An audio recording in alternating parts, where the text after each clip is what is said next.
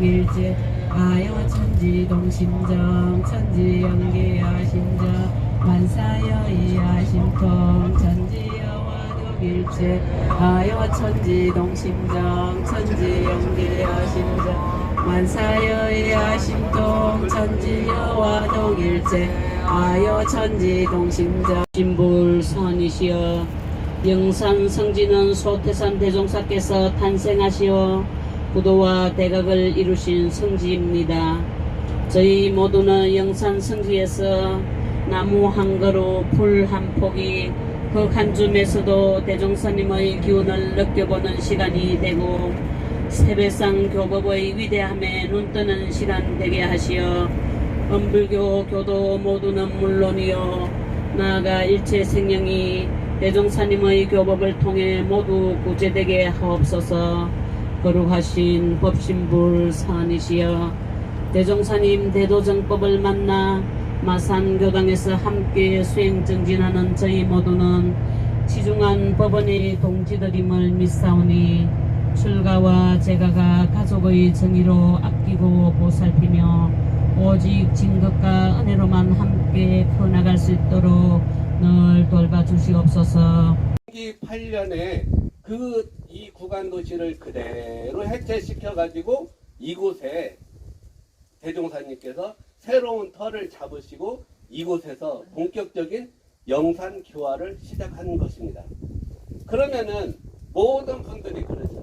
교무님, 우리가 서품에 나오는 상량문, 사원 기일월 직추주범녀 송승만문 여춘리 그 상장이 지금도 있습니까? 그래요. 저도 한 번도 못 봤어요. 근데 여 동네 옛날 저 처음 왔을 때 그 대종사님 당대 때 살아보신 동네 분들한테 물어보니까 모든 기둥이랑 모든 것은 다 다시 쓰지만 상량문은 다시 안 써가지고 그때 어떻게 됐는지를 모르겠다고 그런 말씀을 하셔요. 근데 저는 이 밑에 대각전 상량문은 보았는데 영산원 상량문은 보지를 못하고 이 터가 바로 우리가 법의 백지 혈인의 이적을 낳던 법인 성사를 낳던 그 장소이고 그 대종사님 당대 때는 이곳이 바로 교화의 장소이고 원불교 최초의 교당인 것입니다. 그러면은 저는 또 자주 이게 프라이드가 있는 게 저희 영산교당은 몇 년이 됐을까요? 역사가 저희 영산교당은 104년입니다. 제가 그곳에서 살고 있어요. 그러니까 저희 영산교당 역사도 원기 3년 그러니까 초대 교무님이 누구예요? 대종사님이세요.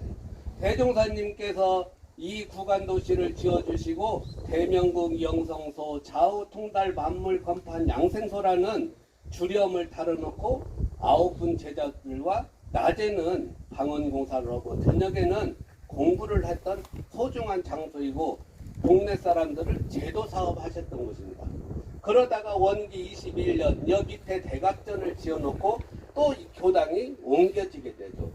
그러는 가운데 영산선원, 영산사무소 출장소, 영산교당이 여기에서 함께 법회를 보다가 규모가 커지니까 이제 각기 흩어진 거예요. 대학 살림 따로, 사무소 살림 따로, 교당 살림 따로 해가지고 저희 영산교당은 대각터 앞에 있는 교당으로 원기 56년에 재금을 나간 거예요. 그래서 지금부터 7년 전에 다시 영산교당을 18억을 지어져가지고 저는 교화를 하고 때때로는 여기 와서 농사도 짓고 그러고 삽니다.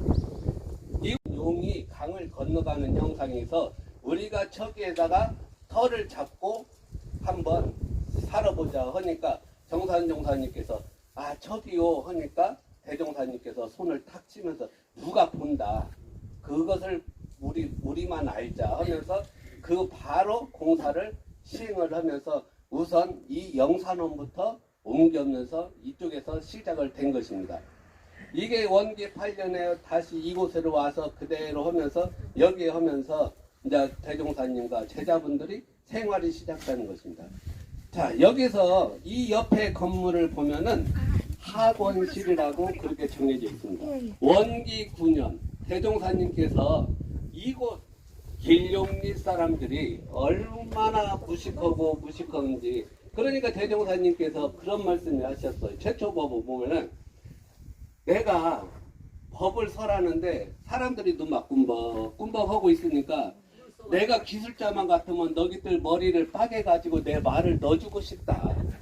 그러니까 뭐 최초 법은 수신의 요법, 제가의 요법, 강자약자, 진화상의 요법, 그것을 하는데 인양반들이 무엇을 알겠어요. 눈만 뻥뻥한 게 내가 너희들 머리를 빠개서 넣어주고 싶다. 얼마나 답답하면 그러셨어요. 그러면서 대종사님께서 원기 9년에 이 학원실을 만드셔가지고 밤에는 낮에는 일하고 밤에는 야학을 시작했던 곳입니다. 그러니까 이 조그마한 학원실이 우리 원광 학원의 전신이 되는 것입니다.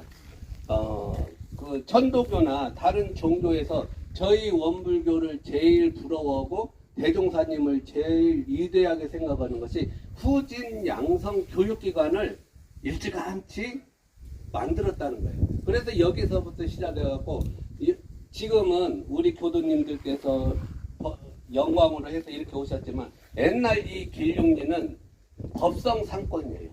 배를 타고 법성에 가서 장을 보고 오고 생활을 하고 그러는 건데 그때 당시 대종사님 당시 이 길룡리 사람들이 법성당에 가면은 그런데요. 법성 것 아니 길룡리 것들 나왔다 그래요. 길룡리 사람이란 말도 않고 길룡리 것들 최고로 하대를 하는 거죠. 근데 우리 그 여기에서 82km 떨어진 신흥교당은 거기도 산골이에요. 묘량 산골인데 거기는 한학도 있고 서당도 있고 하니까 그 같은 산골이 그분들은 영광장에 나오면은 영광 사람들이 신흥 양반들 나왔다. 그런데 여기에서 길룡리 사람들이 법성장에 가면 길룡리 것들 나왔다 그래. 그러니까 대종사님께서 이 야학을 설립하시고 정산종사님, 주산종사님 그 내놓으라는 선진님들을 시켜서 여기 학원을 만드는 거예요. 그래갖고 주산, 부기, 국문을 하면서 하는 것이 뭐냐면은 점차 그러니까 취직도 되고 법성에 가서 아는 소리도 하니까 뭐라고 하냐면 길룡리 사람들 왔다. 그래. 그래서 이제 불법 연구회가 이제 조금 더 발전되니까 길룡리 양반들 왔다. 그래. 그러니까 대종사님께서 이 학원실을 만들어 놓고 가장 먼저 한 것이 후진양성. 여기에서 초창기 많은 사람들이 공부를 하러 와가지고 전무출신도 많이 나왔죠. 지금 이제 현존하고 살아 계신 분이 예타원 전희창 법사님도 여기에서 야학을 하시고 출가를 하셨던 어른이십니다. 자, 영산원 학원실, 그 다음에 이제 저기 보면은 법모실이라고 앞에 있습니다. 자, 법모실 누구예요? 정산종사님이죠. 9분 제자분 가운데 유일하게 경상도 분이 정산종사님이십니다. 정산종사님께서 가야산에 가서 기도도 하고 하는데 거기에서 한 처사가 김제모악산으로 가서 한번 스승을 찾아봐라 했는데 그때 이제 만난 것이 김혜운 그 문산총장님 할머니이신 김혜운 법사님을 만나서 이제 정산종사님하고 인연이 되었는데 정산종사님을 또 탐낸 종교가 하나 있었어요. 뭐예요? 증산교. 증산교 강증산 선생님 따님이신 강수님 씨하고 은암대를 삼았어요. 그래서 그때 당시 그 강수님 씨가 아버지로부터 전해받은 비서 수신정경이라는 책을 정산종사님한테 드립니다. 그러면서 동생이니까 내가 이거 준다 하면서 그렇게 해요. 그런데 대종사님은 이미 정산종사님을 만날 것을 예견을 하셔서 어떻게 하죠? 중앙자리를 비워놓죠.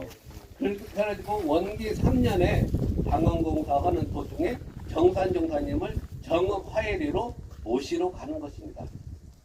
여기까지는 좋았는데 증산교에서 안 좋아해요. 지금도 안 좋아해요. 증산교에서는 뭐라면 정산 할아버지를 왜 원불교에서 뺏어갔냐. 너희들은 도둑놈이다. 그래서 정읍화해리 제후비는 우리 원불교 교도님들보다 누가 더 많이 와요? 증산교 교도들이 순례 코스로 정산종사님을 합니다.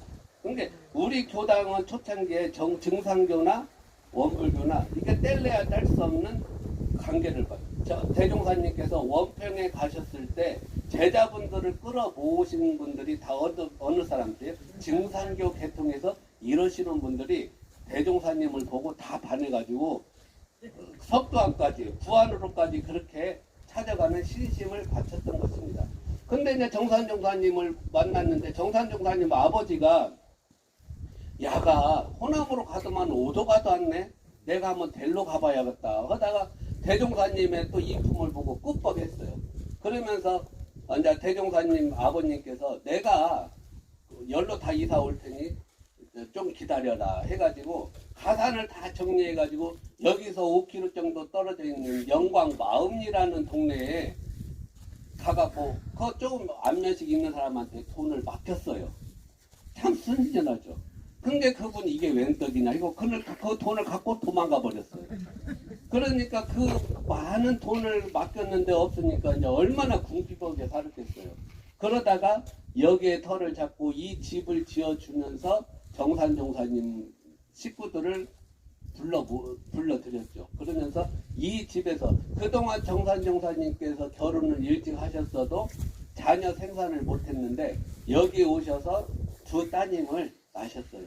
승타원님, 태타원님을 하셔서 여기가 승타원님, 태타원님의 태자리가 되는 그런 장면. 그래서 법모실 그렇게 지어놓고요. 이 옆에 조그마한 것은 신성실이라고 부릅니다. 신성실. 신성실은 누구냐면 우리 원불교 최초의 여성 제자이신 사타원 이원화 선생님께서 여기에서 주무시면서 찬방 손님들 오면 다 받아내고 부엌 그 밥을 해내는 그런 장소였습니다. 그러니까 여기는 그 어떤 사타원님의 신성. 근데 이 영산교당 교도님들은 대종사님이 최고이지만은 그 대종사님보다 더 최고가 누구냐면 사타원 이원화 선지님. 지금도 늘 사타원 이원화 선지님의 말씀을 저한테 하세요. 그게 뭐냐면 그렇게 가난하고 힘들 때 여기 여기 영산 사무소에 와야 밥이라도 먹고 물이라도 먹고 장이라도 조금 간장이라도 얻어갈 수 있으면 오는데 그걸 누가 다 해주냐면 사타원 이원화 할머니가 그냥 제자분들 몰래 주어요. 그러니까 어느 날 제자분들이 대종사님한테 일러요. 아까 우리 그 원장님 같이 용서도 있고 감사도 있어야 되는데 눈에 안 들어. 그냥 원하시다 걸프만이면 뭘 뒤에서 빼내고 사람들 주고 그런데 어떻게 할 거라 그런 게 내비둬라. 나는 원하한테 빚진 것이 너무 많아서 그 사람이 하는 대로 내비두라. 그리고 그 사람은 사적으로만 안 쓰고 공적으로만 쓸 것이다. 대종사님 믿어주면 돼. 그러니까 이 동네의 인심은 이원화 선지님부터 시작을 했다는 거예요. 그래서 여기에서 아이들, 노인들까지 다 와서 그렇게 와서 밥이라도 먹고 그런 거예요. 근데 제가 제일 이렇게 보면은 건산 최준명 회장님께서 저희 영산교당도 지어주시고 우리 회상에 모든 큰 공사를 많이 하셨는데 그분이 그러셔요. 이 원불교밥 같이 비싼 밥은 없다. 나는 어렸을 때 익산에 있다가 여기 와서 맛있는 거 먹고 싶으면은 사타원님 방에 가면은 그래도 인절미라도 주고 사탕이라도 준 그것을 얻어먹는 재미로 살았는데 그 이자를 몇백 배를 쳐서 내가 지금까지 이렇게 일을 한다. 그렇게 이제 말씀도 하시고 그럽니다. 그래서 저기는 신성실 그럽니다. 자, 그러면 이 밑에는 바로 대각전입니다. 원기 20년에 총부에 이 같은 건물하고 똑같이 지어놓은 건물이 있죠. 대각전이 있는데 원기 21년에 대종사님께서 이제 더 이상 사람들이 이 안에서 겨울에 법회를 볼 수 없으니까 이 건물을 원기 21년 1936년에 지어놓아요. 그러니까 이 건물이 영광신문에도 나옵니다. 그때 당시 영광군에서 제일 큰 건물이라고 그래요. 그래서 이 건물을 지어놓고 이제 교화를 하는데 여기도 막 사람들이 너무 많이 오니까 터지는 거예요. 이 건물을 지어놓고 이 동네 사람들이 얼마나 신기하든지 이 앞에서 그러신대요. 어이 내 말 들리는가? 근데 하면서 뒤에서 안 들리네. 뭔 말이야? 막 근데 지금 보면은 조그마한데 옛날에는 얼마나 컸을까. 그런 거지.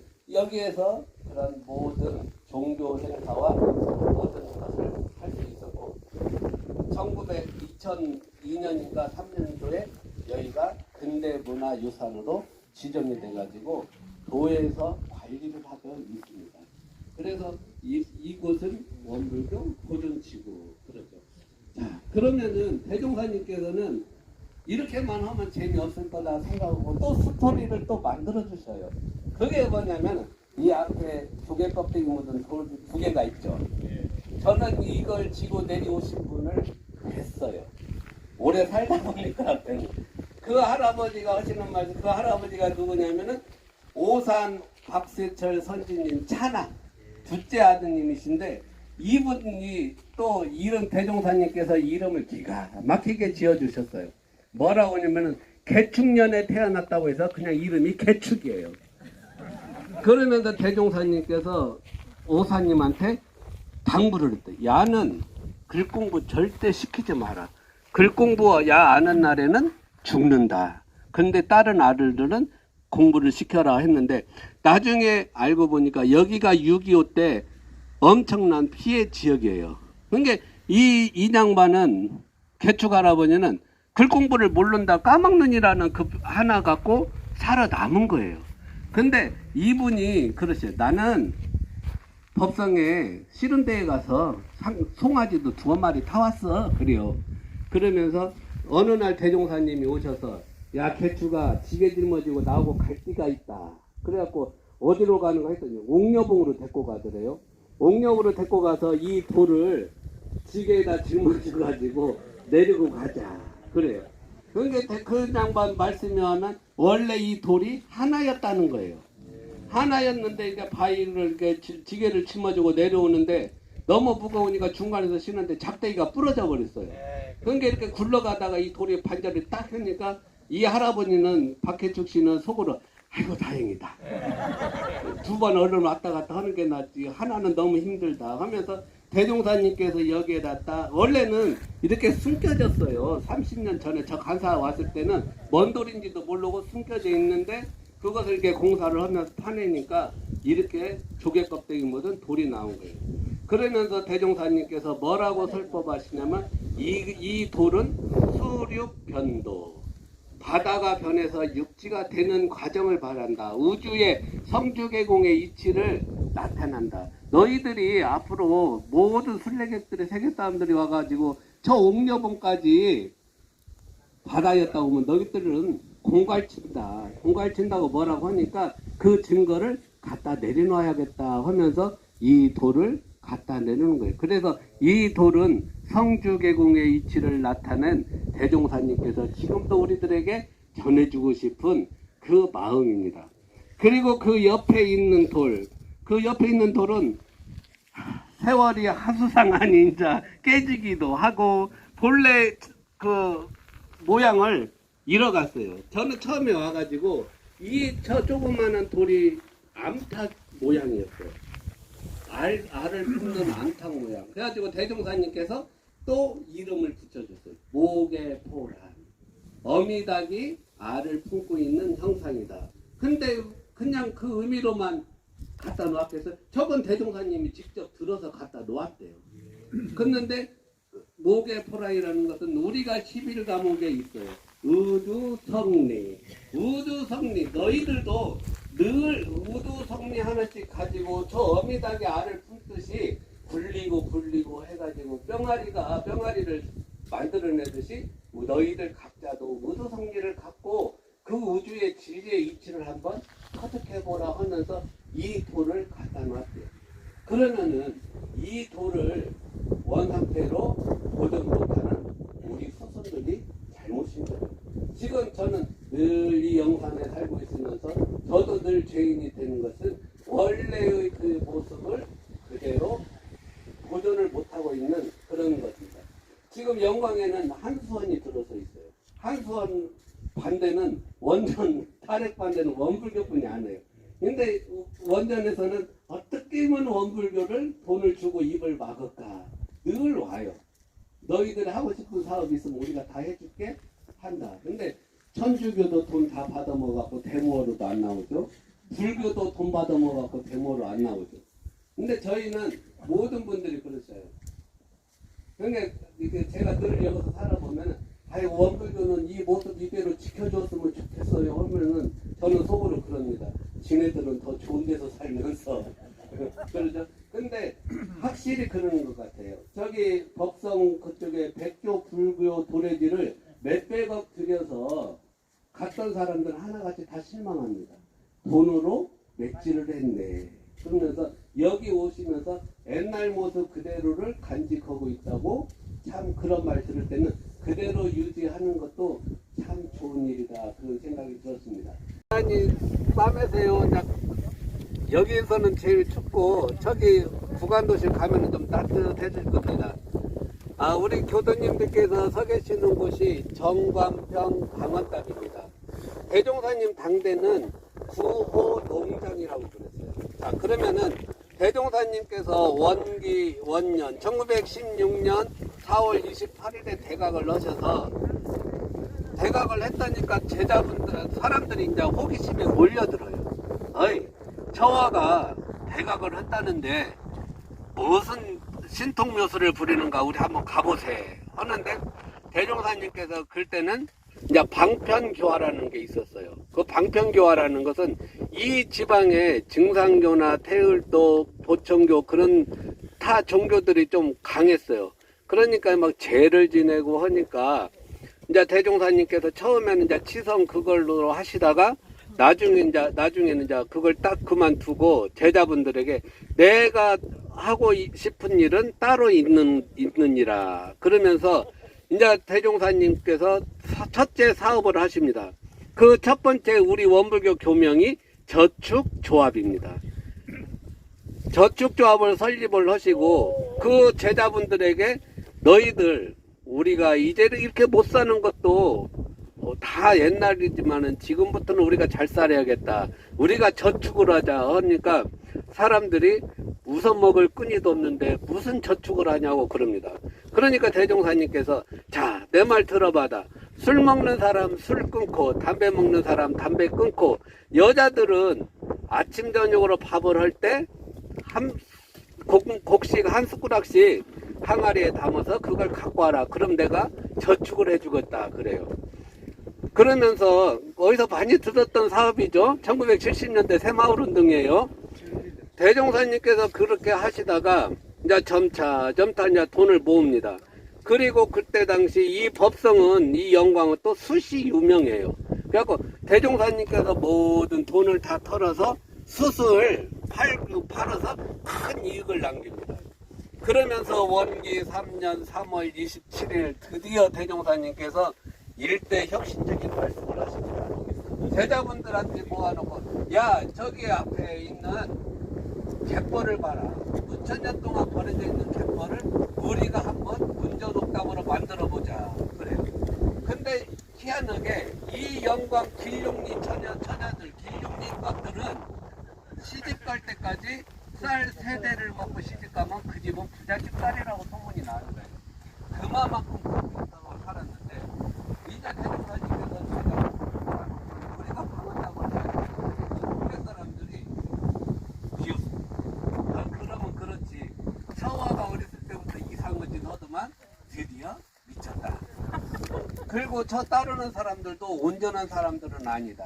그러면서 동네 사람들이 뭐라고 하냐면 처화가 만약에 여기에다 논을 하면은 나는 저 옥녀봉에 올라가서 내 손가락에 불을 질러보다는 하늘로 올라간다. 또 한 사람은 뭐라고 하냐면 동네 사람 한 사람은 나는 저 불쌍한 것들이 동양아치 되면은 갖고 다니라고 대나무 지팡이도 만들어주고 밭도 심어서 바가지 하나씩 줘야겠다 그래요. 그래서 이제 모아는 돈으로 점차 방언답을 막기 시작을 합니다. 근데 그때 뭔 기술이 있겠어요? 한 10m 막아놓고 가면은 그 이튿날 와서 보면은 없어져 버려요.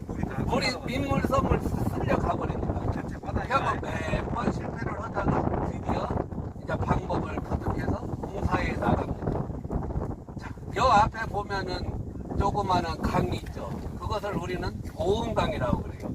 근데 대종사님 당대 때는 이 보은강도 바다였어요. 바닷물이 왔다 갔다 하면서 지금 저 건물 있는 데까지 뗏목이 왔다 갔다 해요. 근데 대종사님께서는 그 바닷물 뗏목길을 그대로 놔두고 아까 오시다가 너무 조그마한 거 이게 양처 방언답을 세우는 거예요. 이게 여기는 큰 언답, 작은 언답 그래요. 그래서 1년 공사 끝에 46,000평을 막습니다. 자, 그러면 1차 방언답이 어디냐면은 이 떡을 기점으로 해서 이쪽이 안에가 1차 방언답. 큰 언답이고, 저 아까 우리가 다리 넘어오기 전에 있던 작은 돈들이 작은 언답이에요. 그래서 양처 방언답. 그래요. 그러면서 이제 대종사님께서 이것을 다 막아놓고 제자분들, 혹시 이제 그러잖아요. 다 막아놓으면 제자분들은 그래도 다 맨마지게 주지 않을까? 그래요. 그러니까 대종사님께서 또 거기에서 위대한 일을 하십니다. 이건 우리 돈 아니다. 자, 그러면은 이것을 동네 사람들한테 나누어져서 농사를 짓게 하고 3분작을 걷어들이자. 그러니까 동네 사람들이 여길 제가 돈을 주면은 한 마지게 쌀 세 가마를 먹으면 우리 교중에다가 한 가마니 주고 너 두 가마 먹어라. 그런 거예요. 그러면서 제자분들에게는 일절 안 줍니다. 동네, 그래서 구호 농장이라고 하는 거예요. 자, 그렇게 몇 년 있다가 이 이제 농사를 지으면서 그래도 이 길흉리에서 쌀밖에나 먹었겠죠. 그러다가 세월이 점차 가갖고 1950년에 한국은 또 1950년 6.25 전쟁이 일어납니다. 6.25 전쟁이 일어나는데 이 영광이 엄청납니다. 영광 6.25 때 죽은 희생자, 그냥 꼴까닥 한 양반들이 33,000명이 죽었어요. 근데 지금 영광 국민 5만 명인데 반절이 저 죽었다는 거예요.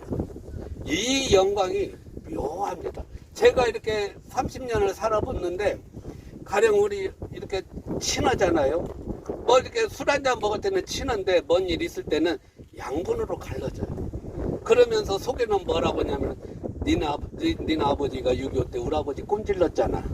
그런 마음을 갖고. 그래서 이게 참 미묘한 그런 동네예요. 그러니까 3년 동안을 농사를 못 짓고 이제 전쟁이 끝나고 여기 와서 농사를 지려고 보니까 이 언답이 없어졌어요. 그러니까 그때는 대종사님 열반하시고 정산종사님 시대였는데 정산종사님, 대산종사님, 그리고 팔사님 큰하느님이신 형산종사님께서 다시 의기투합을 합니다. 그러면서 새로운 발언을 합니다. 여기를 다시 뚝을 쌓느니 처마꿈을 더 쌓아가지고 논을 더 늘립시다. 그래요. 그래, 논을 더 늘리는 게 뭐냐면은 이 2차 방언답을 1954년 6년부터 시작을 했는데 이 2만 평을 막는 데 공사가 4년 동안 걸립니다. 6.25 직후에 자본도 안 들 뿐더러 너무 힘듭니다. 그러니까 형산종사님, 팔사님이신 아드님이신 형산종사님이 이 공사비를 돈이 없으면 익산에 가서 정산종사님한테 저희 이렇게 못하겠습니다. 너무 힘듭니다. 아까 우리 회상에 법모라고 했잖아요. 어머니. 그 어머니도 화가 나면 무서운가 봐요. 형사님한테 뭐라고 하냐면 네가 그렇게 못하고 못 박을 것 같으면은 내 앞에서 네 밥을 내서 생각해 먹어라. 그래. 얼마나 무서워. 그렇게 막 뭐라고 하고 한참 웃다가 이제 가봐라. 뭔가 되는 일이 있을 거다. 그러면 형사님 오시면 돈이 와 있대요. 그래서 그것으로 해서 2차 방언답 2만 평이 마련됩니다. 그래서 이 정관평이 1차, 2차 방언답 합쳐서 6만 평입니다. 이 6만 평을 하는데 지금은 농사 지을 분들이 없어요. 여기 동네 분들이. 그래서 영상을 한번 우리 수사님이 오셔서 저는 뭐냐면은 저 양반이 무슨 일을 해요. 맨날 그냥 높은 자리만 있었는데 제가 보기에는 너무 어설퍼요. 차라리 안 하는 게 나서. 그런데 당신 딴에는 한다고 열심히 하시다가 몸도 안 좋아지시고 그러셔요. 그래서 저는 또 그럽니다. 그래야 나 간사 때 해본 거 한번 해보시오. 얼마나 힘든가. 그러면서 이 여기를 정관평이라고 그러죠. 정산 종사님은 전형적인 유학자세요. 중국군의 어떤 무슨 문헌을 다 공부했던 전형적인 유학자신데, 인양반이 정산 종사님께서 여기를 정관평이라고 그래요. 정관은 중국 당태종의 연호입니다. 당나라 당태종의 연호인데, 그 당태종이 이렇게 초년부터 보면은 사람도 많이 죽이고 했는데, 그 시대가 또 태평성대의 시대를 이루었다고 해서 이 정관평으로 모든 사람들이 태평성대, 마음의 안락을 누릴 수 있는 그런 농장이 되었으면 하는 그런 마음으로 이렇게 정관평을 막아놨습니다. 음력 9월, 10월 보름달 뜰 때가 여기가 달이 걸려요. 그러면 저 구간도실에서 보면은 촛불이 올라오는 것 같아요.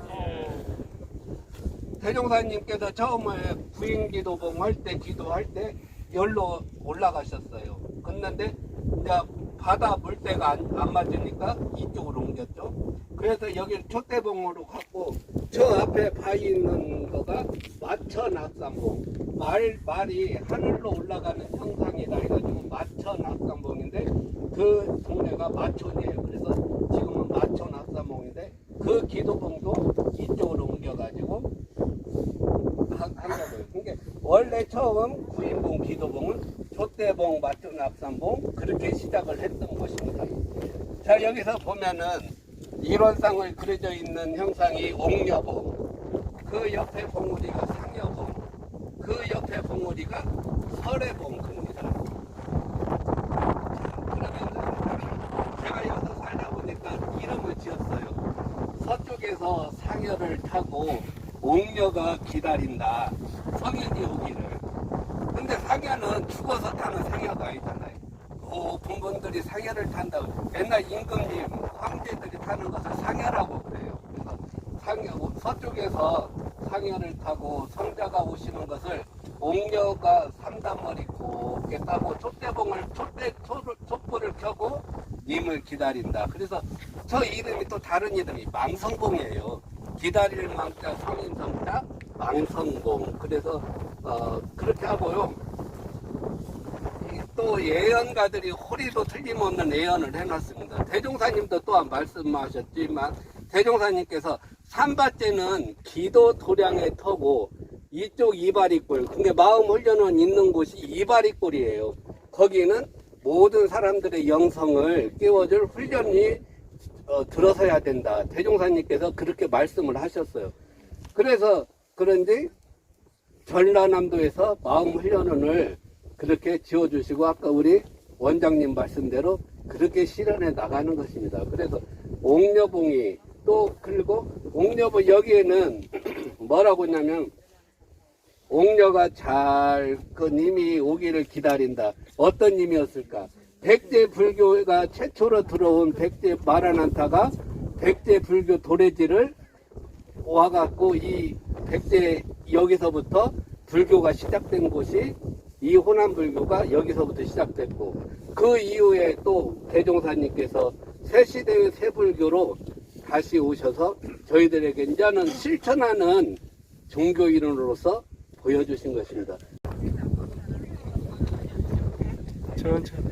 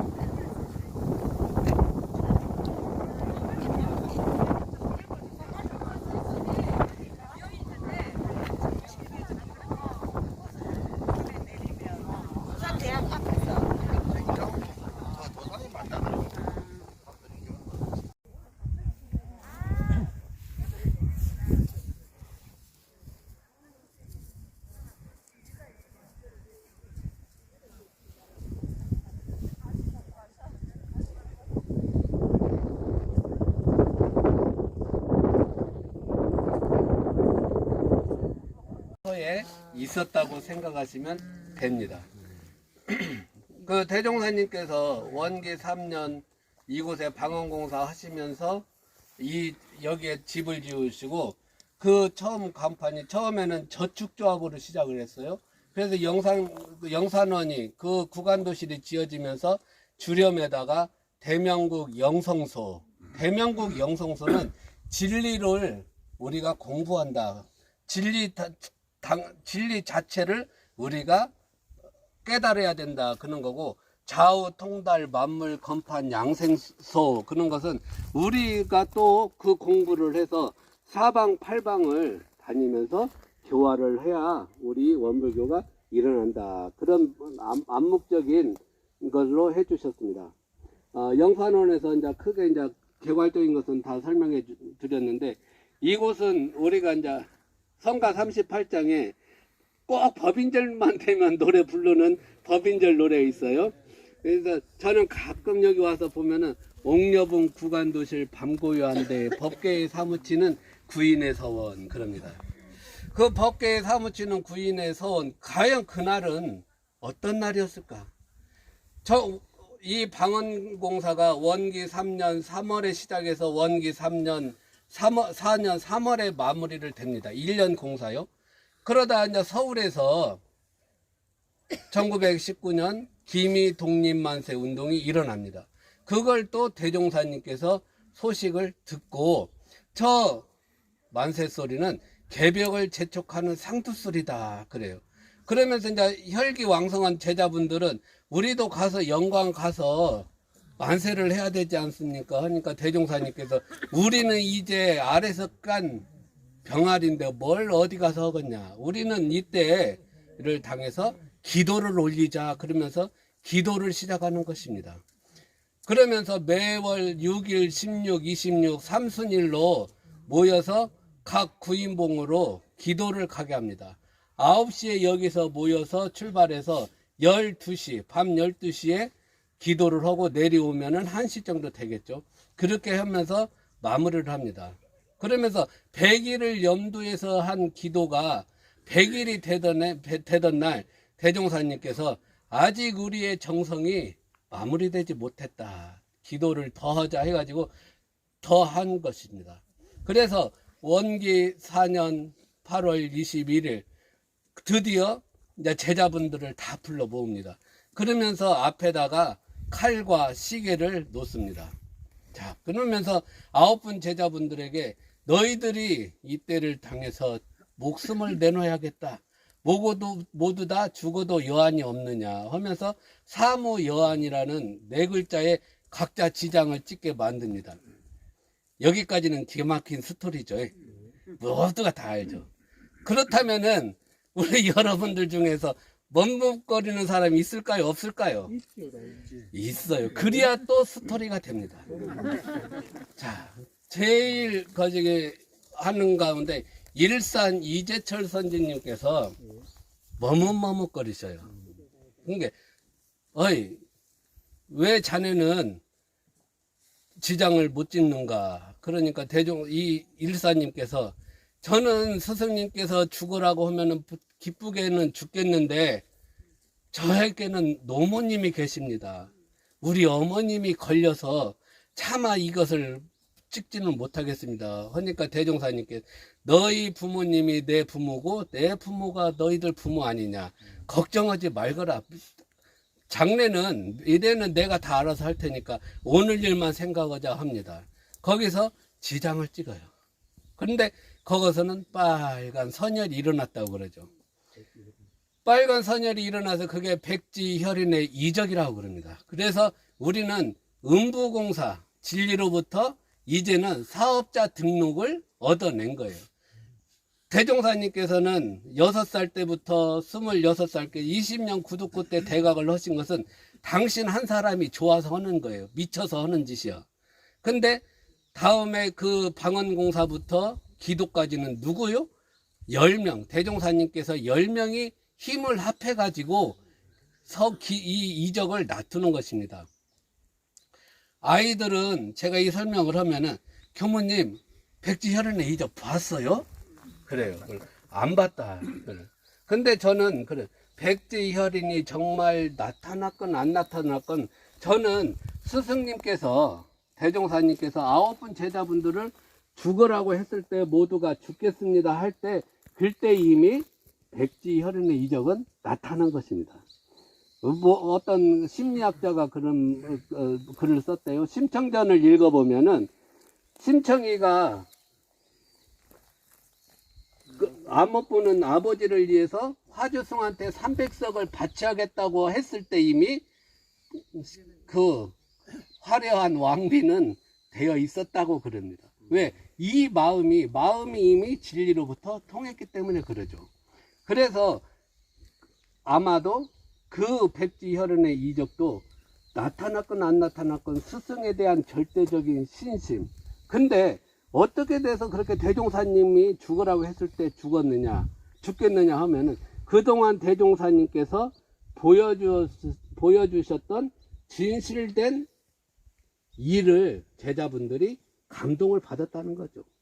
주술로서도 아니고 뭘도 아니고 실질적으로 같이 일을 하고 같이 사업을 하고 같이 해주니까 아마도 그랬어요. 우리가 죽어도 우리 스승님은 우리를 살려내실 거야 하는 그런 가득한 믿음이 있었을 것입니다. 그래서 이 구간도실 이 터는 우리 원불교의 3대 정신이 살아 있습니다. 대신성, 대단결, 대봉공 그러죠. 우리가 늘 법인절만 되면 교무님들이 늘 쓰는 설교 제목의 테마로 떠오르는 거예요. 대신성, 대종사님에 대한 9분 제자분들의 신성, 죽으라면은 여한이 없는 따는 그 스승님들에 대한 절대적인 신성이 있었고, 대단결은 뭐냐면 나 혼자 하는 것보다 9사람, 10사람이 힘을 합치니까 더 힘이 난다는 거죠. 그렇죠? 어느 순간에 이렇게 보면은 저도 영산에 사는데 웃은 일이 한두 번이 아니에요. 혼자 이렇게 밤에 이렇게 산책을 하다 보면은 여름 같은 때는 어느 날 이렇게 새끼줄 같은 거가 있길래 그냥 발로 탁 찼어요. 그랬더니 뱀이 막 도망가요. 그 뒤로부터 산책을 하려면 꼬부란 것만 있으면 뱀인 줄 알고 멈치는. 그래서 가만히 보면 어떤 때는 그 새끼줄이 있어요. 그게 뭐냐면 사람은 상어로 사는 거예요. 그래서 또 뱀인가 하면서 이렇게 보면은 아니고, 그래서 이렇게 보면은 우리가 늘 가려서 산다는 것이 그런 것인 것 같습니다. 그래서 이 단결도 마찬가지로 한 사람이 힘을 모아서 바다를 막고 백지혈연의 이적을 낮추고, 또 대봉공은 뭐냐면 나를 위한 기도가 아니라 우리 집 잘 살기 위해서 바다를 막은 것이 아니라 공정사업을 위해서 바다를 막고 창생을 위한 책임과 의무로서 기도를 했다는 것입니다. 제가 좀 길게 말하는가요? 아니야. 저한테 주어지는 시간이 3시 조금 넘어서까지입니다. 저는 이렇게 한 바퀴 이렇게 딱 돌으면은 2시간 반. 그러니까 1시에 시작이면은 3시 반에 딱 끝내주는 거. 그러죠? 근데 제가 오늘 더 이렇게 막 열정적인 건 우리 마산교사 교도님들이니까 막 안던 말도 막 나와가지고 거의 이 얘기가 바닥이 나는 것 같습니다. 여기 우리 교도님들께서 서 계시는 곳이 원각서 의전 소태산 대종사님께서 색신열애로서 탄생 성지입니다. 1891년 12년 3월 27일 양력 5월 5일에 이곳에서 대종사님이 태어나십니다. 여기 와서 제가 강사 때 할아버지 할머니들 그 사랑을 많이 받았어요, 동네 분들한테. 근데 저는 이게 여담입니다만은 전생이 있다고 저는 생각을 하는 사람이에요. 제가 원불교를 좀 늦게 알았어요. 거의 18, 19. 그런데 어느 날 원평교당 교무님한테 끌려가지고 슬리퍼 신고 성지순례를 왔어요. 교당 애기들 유치원 데다 줬는데 성지순례를 가자고 해갖고 끌려왔는데 처음으로 이 영산성지에 와갖고 대갑터를 딱 내리는 순간에 언제 와봤지 내가 여기? 그러는 거예요. 근데 지나가는 이 동네 분들을 보는데 너무 정이 들어요. 도대체 인연부리를 언제 들었지 하는데 또 그 경호님이 삼바째를 올라간대요. 그래서 삼바째 어디서 많이 들어봤는데 그러면서 그 계곡길로 가는데 제 머리에 뭐냐면은 어느 만큼 가면은 큰 바위가 있고 어디만큼 가면 생각을 했는데 정말 그게 맞춰지는 거예요. 그래서 내가 전생에 여기서 살았나 이제 그런 생각을 했어요. 그리고 이제 여기 이제 간사 오면서 이제 교모님들하고 내가 여기서 살았나 봐. 그러니까 어떤 분들은 제가 전생에 사타원 이원아 할머니라고 하고 저를 조금 안 좋아하는 교모님은 그 교전에 영광 창부 몇 사람이 대종사님한테 와서 하는데 물이 흐릿해진다고 처벌 받아야 되나. 너 하는 짓은 춤추고 노래 부르는 거 보면은 술집 여자도 같고. 그래서 나는 완강이고 그래서 전생 여행을 한번 해보자 그래요. 그래. 나 절대 안 해. 괜히 전생 여행을 하면은 사타원님이 가지고 대종사님 모신 이 얘기를 하면 얼마나 좋아요.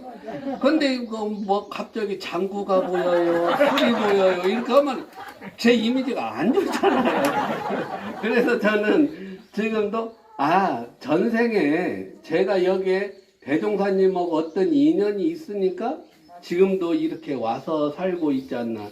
그리고 이 동네 주민들이 이렇게 보면은 굉장히 좋아해요. 우리 서심덕 교모님, 주인 교모님 어머니도 제가 뵀거든요. 서심덕 교모 어머니는 저만 보면 안쓰러가지고 뭐하러 여기 왔어? 얼른 도망가. 여기는 사람 살 때 아니여. 그리고 도대체 이곳은 어떤 곳인가 했는데 살아볼수록 좋은 거예요. 그래서 그 뜻도 대종사님과 어떤 인연의 씨앗이 아닌가 해가지고 저는 전생이 없다 있다 하면은 있다 그는 거예요. 그래서 대종사님께서 5월 5일에 오는데 그 동네 어른들한테 말을 들어보니까 대종사님 태어나기 이틀 전부터 엄청난 이쪽 길흉리 영광에 가뭄이 들었대요. 근데 대종사님 태어난 그 아침에 오늘같이 이렇게 시원한 해갈비가 내렸다고 그럽니다. 그래서 왜 그랬대요? 뭔 일이래요? 그랬더니 그 큰 인물이 태어날 때 그 지방의 기운을 한껏 머금고 있다가 그렇게 나오신다고 그런 말씀을 하셔서 그것도 맞는갑다 하는 그런 여담을 듣기도 했습니다. 그런데 대체적으로 옛날에 영광에 내려오는 비서 한 대목이 뭐라고 하냐면 삼두구미에 만인 성인이 나온다 그래요.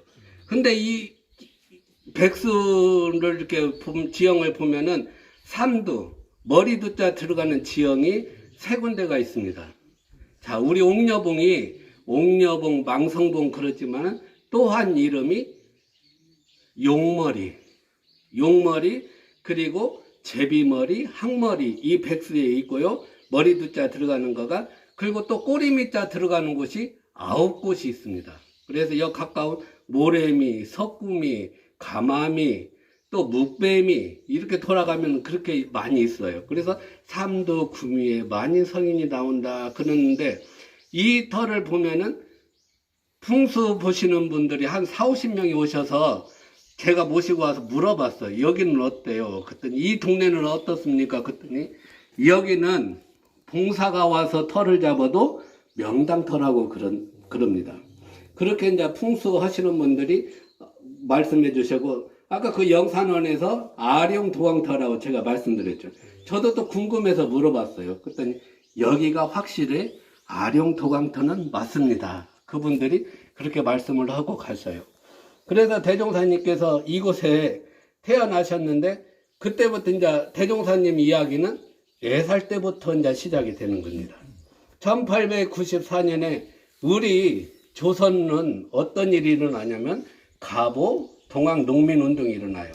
그래서 어느 날 아버지가 같이 밥을 먹다가 아버지 밥그릇에서 밥 한 숟가락 먹는데 아버지가 이놈 버릇없구나. 너를 내가 혼내게 해줘야겠다 하는데 대종사님께서 아버지가 나를 혼내면 오늘 안으로 나도 아버지를 한번 혼내게 해줄랍니다. 그래요.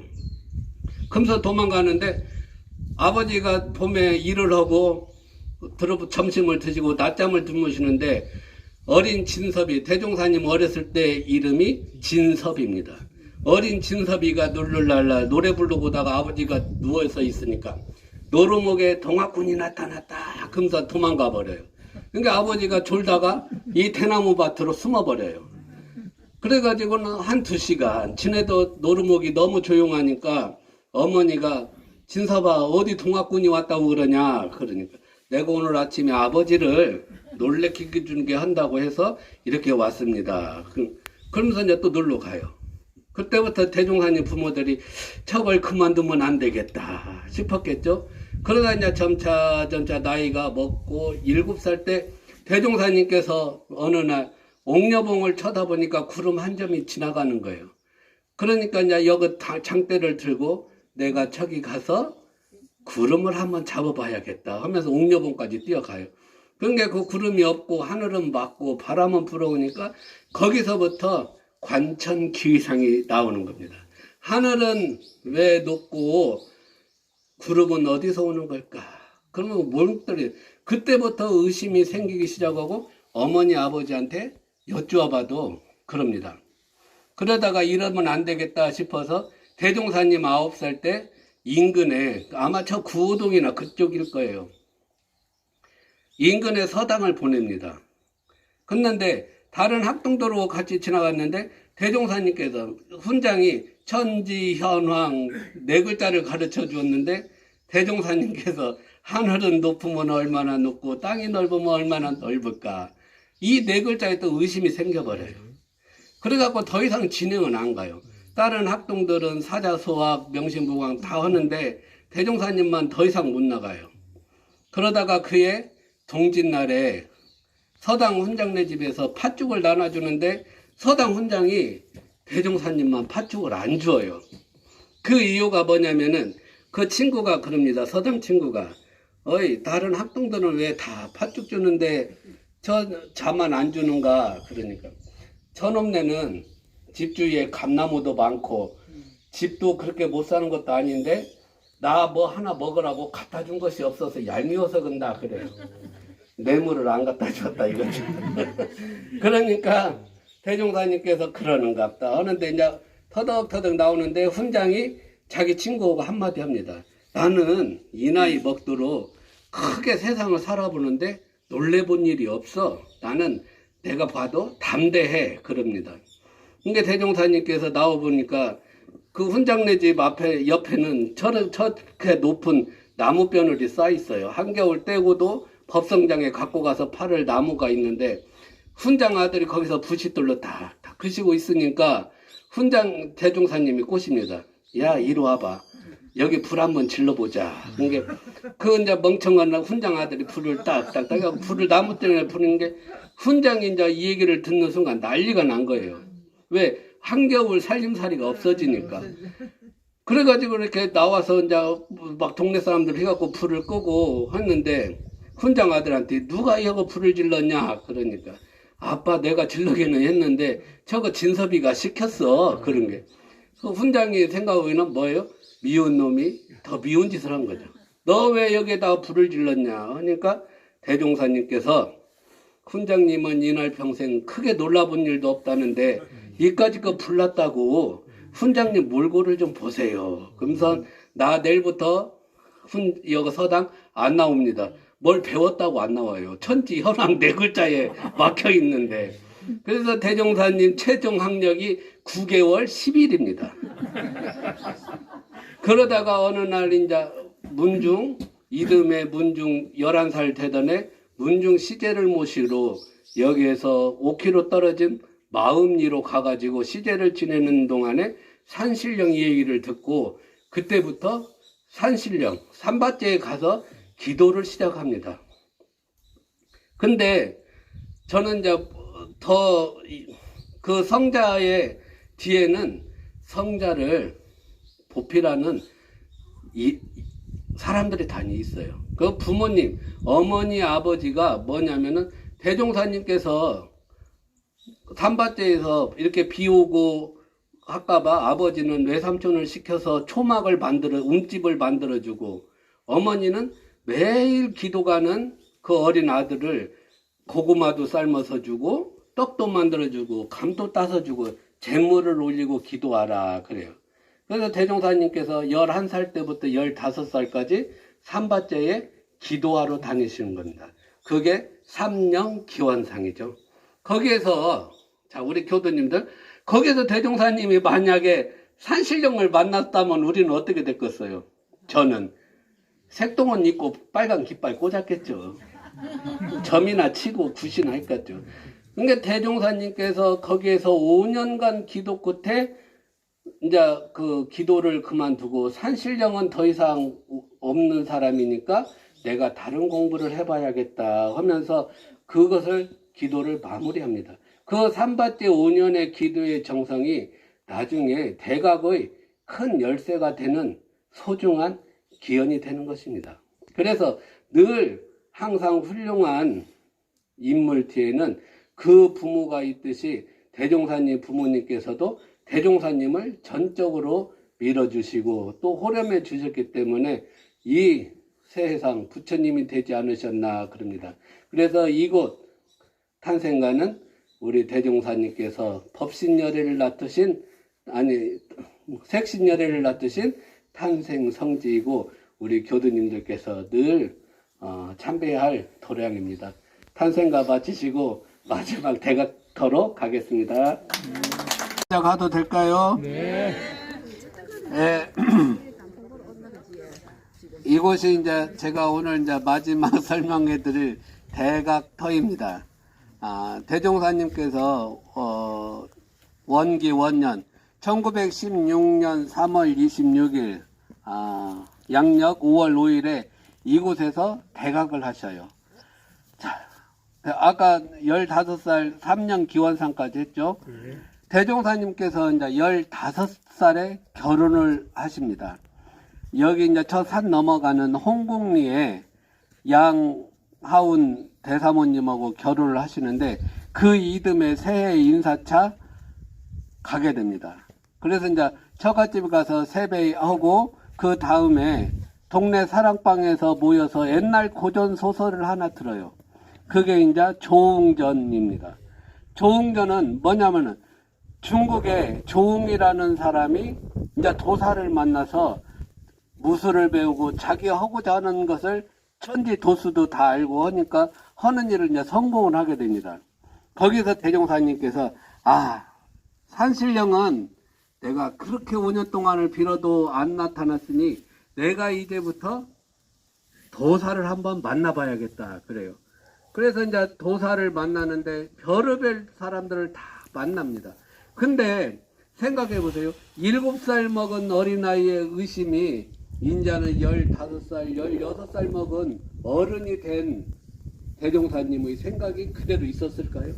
질문하는 거가 더 폭이 넓고 더 깊어지니까 대화가 잘 안 되고 답을 못 얻어요. 그래서 그러던 중에 대종사님께서 가장 큰 고비를 넘기게 됩니다. 20살 때 대종사님 아버님께서 열반을 뜨셔요. 자, 그동안 어렸을 때부터 결혼해서 이 20살까지는 모든 뒷바라지를 아버님이 다 해주셨는데 이제부터는 어느 순간에 가장이 되고 아버지가 되고 남편이 되고 부양해야 할 어머니도 계시고 하니까 아무것도 할 수가 없어요. 지금으로 말하면은 이혼순위 1순위 서열. 아무것도 할 수가 없어요. 그러고 그렇게 힘들게 했는데 근데 또 이 주위에 대종사님 아시는 분들이 또 있어가지고 이순순 법사님은 어느 날 그 대종사님과 같이 파시 장터에 가서 장사를 해서 많은 이익을 남깁니다. 아까 이제 모든 상권은 법성이라고 했죠. 이 영광이라는 지가 육해공이 아주 풍부합니다. 바다가 있어서 해산물이 풍부하고 논밭이 많아서 곡물이 많고 산에 나물도 있고 모든 것이 풍족해서 옛날 죄지은 관리들이 영광으로 와가지고 빨리 회복할 수 있는 곳이 영광입니다. 그래서 또 영광에서도 법성은 더 부자예요. 그래서 뭐냐면은 법성 창고지기 원래 영광 원님 원래 하면은 법성 창고지기로 간다고 합니다. 그래서 오지 가면은 법성은 뭐냐면은 노래까지 있어요. 실러가세 실러가세 법성으로 돈 실러가세 우리 모두 부자 돼서 법성으로 돈 실러가세 그래. 돈이 흔적만드는 거예요. 그 돈이라는 것은 바로 굴비 조기가 많이 나와가지고 엄청나는 거예요. 그러니까 대종사님 이산 이순순 법사님이 대종사님 가게를 아니까 데리고 가가지고 파시장터에 가서 사타원 이원화 할머니고 같이 가서 장사를 해가지고 많은 이익을 남깁니다.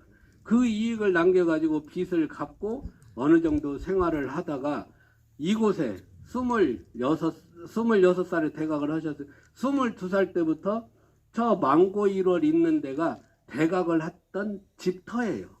그래서 거기에서 오는데 그 버려진 집이 얼마나 좋았겠어요? 근데 거기는 비도 새고 밤 보면 하늘이 보이고 버려진 폐가예요. 거기서 사타원 이원화님이 보필을 하고 대종사님은 그때 당시 이쪽에서 있을 때 뭐라고 하냐면은 사람들이 이쪽은 노루목은 가지 마라. 거기는 천형 하늘이 내린 병에 걸린 사람이 있다. 문둥병 환자가 산다 해가지고 못 가게 한 거예요.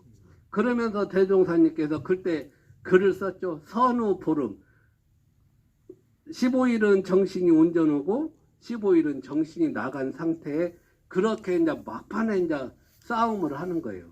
그러다가 1916년 4월 28일에 대각을 하셔요. 그러면서 하시는 말씀이 인과봉의 이치와 불생불멸의 이치 두 가지를 말씀을 하십니다. 내가 이것을 깨달으려고 20년을 내가 이렇게 고생을 했구나. 그러면서 한 곳이 바로 이곳 영산 대각터입니다. 그래서 이곳 대각터는 우리 원불교가 처음으로 문열이 생기는 아주 고귀하고 구귀한 장소입니다. 자, 저 망고 1월비 이 일원탑은 원기 100주년 사업을 하기 위해서 원기 101년에 마무리 완성을 해가지고 이곳에 있는데 이곳에 있기 전에는 저 망고 1월비가 이 중앙에 자리 잡고 있었습니다.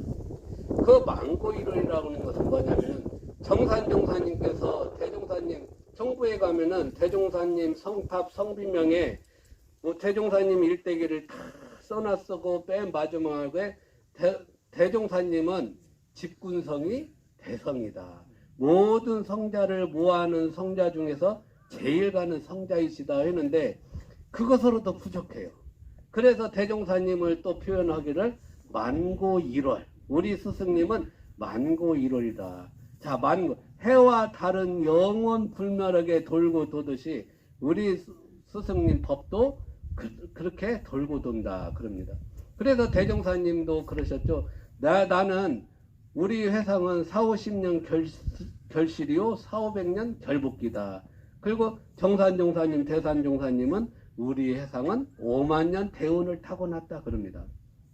그런데 지금 현상은 우리 원불교가 종교들이 이제는 더 이상 갈 곳이 없는 거예요. 다 내려앉아요. 근데 대종사님께서는 뭐냐면 실질적인 법을 우리에게 내놓으셨다는 것입니다. 그게 바로 훈련법 11과목으로 우리들로 하여금 모두가 부처가 되게 그렇게 만드셨습니다. 그래서 만고 1월 해와 달이 영원 불멸하듯이 우리 회상도 5만 년 대운같이 그렇게 오래오래 영원 불멸하게 가자. 그런 것을 정산종사님께서 의미를 내놓으셨습니다. 저희 교당이 저 앞에 거무잡잡한 2층 골목길이 제가 늘 감사한 게 저는 늘 저 2층 제 생활관에서 여기 순간순간 변화되는 것을 카메라로 담아서 교무님들께 이렇게 보내줘요. 너무 좋아하셔요. 근데 저희 영산교당에서 이렇게 보고 여기를 보면은 참 이 산등성이가 순한 노루 한 마리가 엎어져 있는 형상입니다. 그래서 장항대갑상 노루장자를 써서 여기가 장항, 여기가 가는 골목이 노루목이에요. 그래서 노루목 대각터다 그럽니다.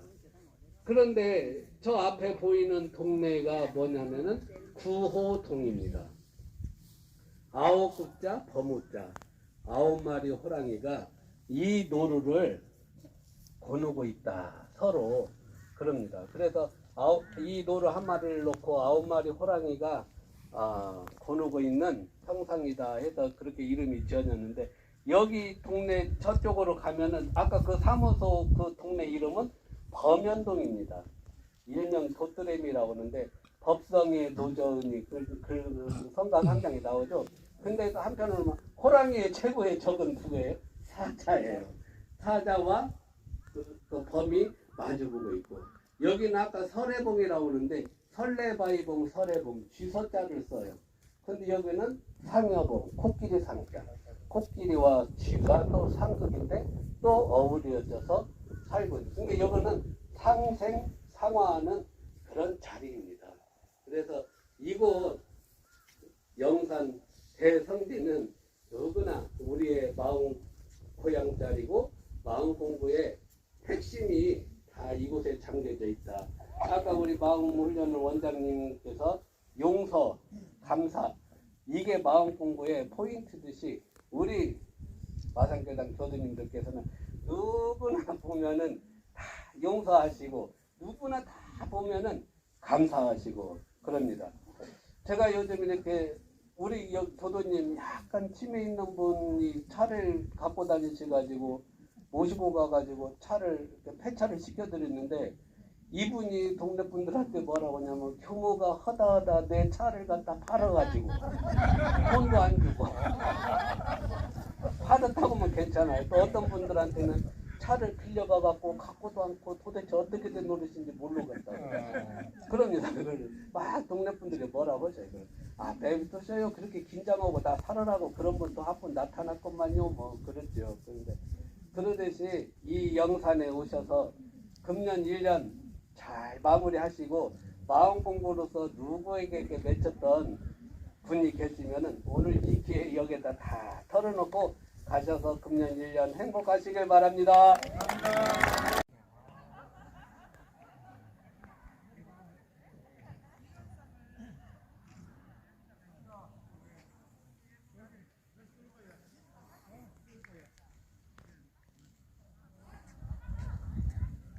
뒤로 가야 놓을게요.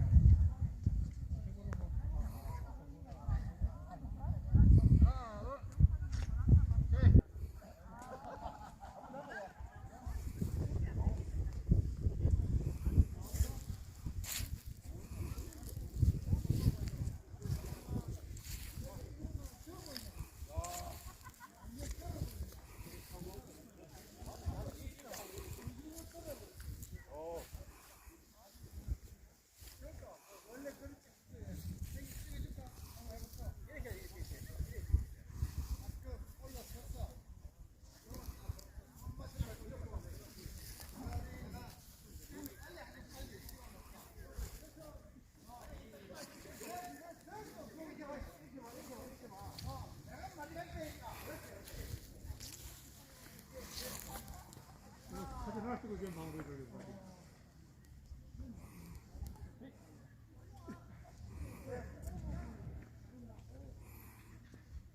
잠깐만.